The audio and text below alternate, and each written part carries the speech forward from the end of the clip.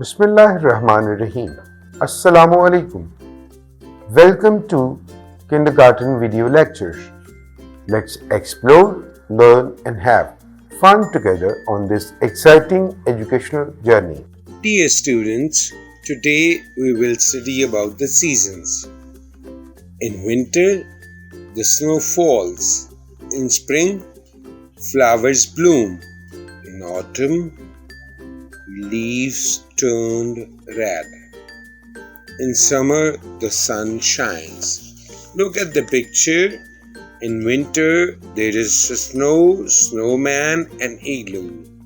Look at the spring picture. There are flowers, and all over the things are green. In autumn, leaves are turned red and fallen down. Look at the summer. Sun is furious and it's hot. Thank you. See you in the next lesson.